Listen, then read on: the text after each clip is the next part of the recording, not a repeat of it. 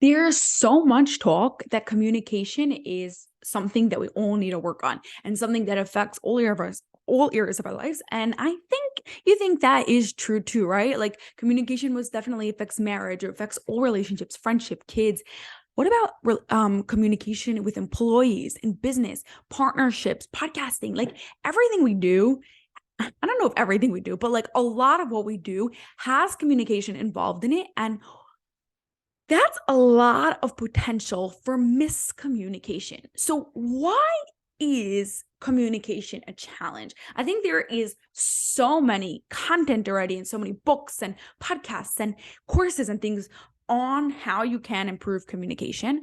But I want you to first understand why communication is a challenge in general, and specifically why it's a challenge for you, so you can find the best resources or the best tools to improve communication in a way that works best for you. Do you get that? So in this video, we're going to understand why communication is a challenge. So thinking is not one big thing. Thinking is made up of 20 parts called cognitive functions. They're also called thinking skills, so I'll use the terms interchangeably. Thinking skills, cognitive functions. Thinking skills, cognitive functions. So there are 28 of them, and naturally we all have stronger ones and weaker ones. But those weaker ones are making it challenging for us to do what we want to do, including communication. We need to use these 28 thinking skills in order to communicate. So like some of the examples that we need to use, some of the thinking skills that we need to use while we're communicating would be labeling, right? We need to call things by their right name and making sure the people that we are communicating with understand our labels and that we're calling things the same name, right?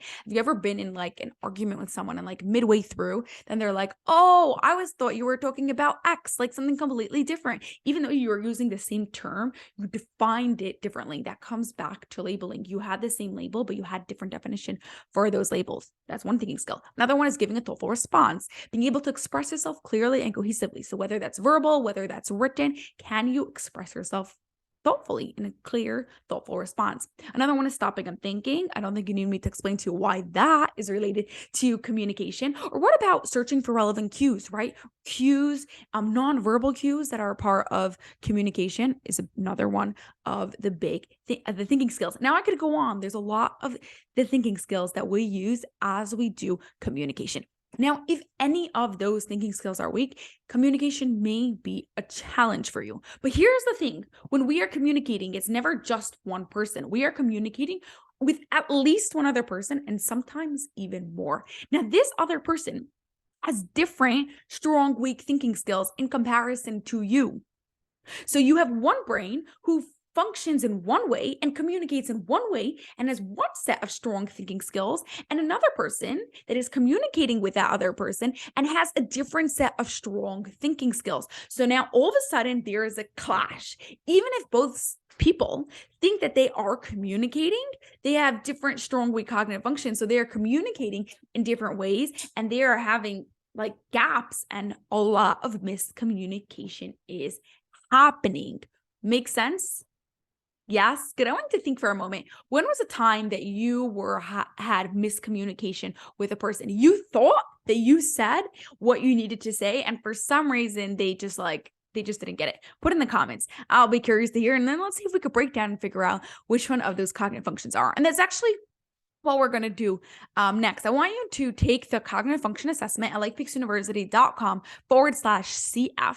It's an assessment that will take you less than 10 minutes to do. And it goes through the 28 cognitive functions, and you'll be able to rate yourself and see how strong you are with each one of the cognitive functions. Now, what you're going to notice is your weaker cognitive functions are probably highly related to why communication is a struggle for you. Once you understand that, then instead of having to take every single communication course created in this world just to figure out what works for you, you have to just improve that specific cognitive function, that specific thinking skill, and then automatically your communication will be easier, because that was the blockage that was making communication a challenge for you. Got that? Good. You could grab the assessment at likepeaksuniversity.com/CF. Now, here is two more things I want you to remember. That the other person you are communicating with also has weak cognitive functions. So let's see if you can figure out which one of their cognitive functions, which one of their thinking skills are weak that is making it challenging for you to communicate. You'll especially want to do this with someone that you communicate with often. So whether that's an employee or whether that's a spouse or a child, try to figure that out. So that way, when you talk to them, you can talk to them in a way that matches with their communication. Even if it's not your preferred or typical way of communicating, you'll make sure to communicate in that way with them. Lastly, don't forget that you are not going to know every single person's weak thinking skills, right? Especially when you're speaking to someone for the first time or you don't know them very well and you don't exactly know how their brain operates, right? So what you can do meanwhile, until you really know how to communicate to them in a way that their brain works, is over communicate.